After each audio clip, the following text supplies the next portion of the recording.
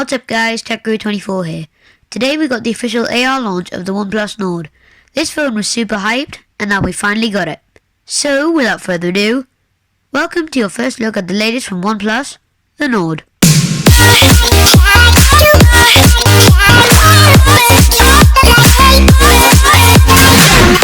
OnePlus Nord is a new addition to the OnePlus family, coming in at a slightly lower price. The Nord will start at £349, but won't be coming to the US. It's not a budget phone by any stretch, but it's cheaper than its flagship brothers, the 8 and 8 Pro. So with this, where are you saving your money?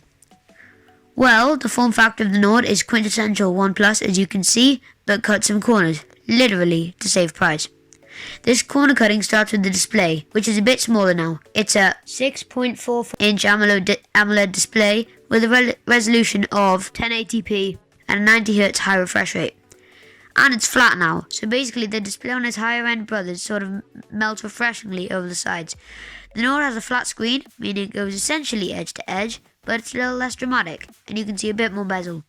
As a matter of fact, it's very much like the Samsung Galaxy S10e and the iPhone XR and 11 in that it has marginally bigger bezels and a somewhat taller chin. Most people shouldn't see too much of a change, but for those who are pixel peeping like me, you will see a marginal difference. Another trade-off of the Nord is its slightly inferior chipset. It's being powered by Qualcomm's Snapdragon 765G as opposed to the 865 found in the 8 series phones.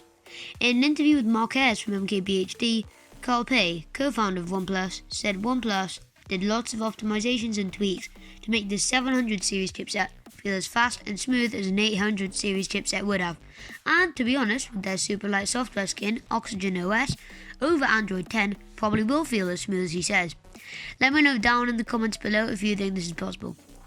I'll link Marques' video above here as a card, or first thing below the like button. The Nord also comes with up to 12 gigs of RAM and 256 gigs of storage. So yeah, this phone is all about the performance. Oh yeah, and the battery. This phone has a decent sized battery at 4100 mAh, so it's smaller than the OnePlus 8. However, the Nord will come with OnePlus's warp charts, so it'll top up the battery to 50% in about 20 minutes. By the way, if you're enjoying this video, a sub to the channel would be really appreciated. The last major thing to note about this new phone is it's slightly downgraded from the 8 series cameras. They're about on par with maybe the OnePlus 7 or 7T Pros by looking at their specs. The Nord will consist of a quad camera setup. But then, you know how little numbers matter in terms of cameras in 2020. You know, take the Galaxy S20 Ultra for example. We've got a 48 megapixel main shooter with a f1.75 aperture. Then we've got an 8 megapixel ultra wide, and it's got a 190 degree field of view. In addition to these, we've got a 5 megapixel depth snapper, and then we've got another dedicated macro camera. Wait a second, who is asking for these dedicated macro cameras? Is it just so you can say that you got quad cameras and that's the cheap one you can throw in and no one gets mad? But then nobody uses it, so why put it there? Anyway, then we got the front cameras. Yes, you heard me, cameras. The Nord is the first OnePlus phone to feature dual selfie cameras with a 32 megapixel main snapper and an additional ultra-wide lens. This is a great idea by OnePlus to include an ultra-wide sensor, and that should be really useful.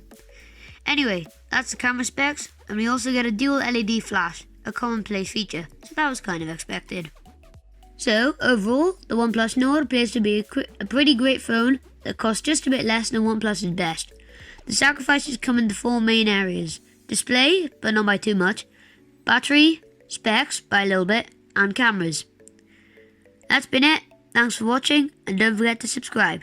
This is TechGuru24, and I'll catch you in the next one.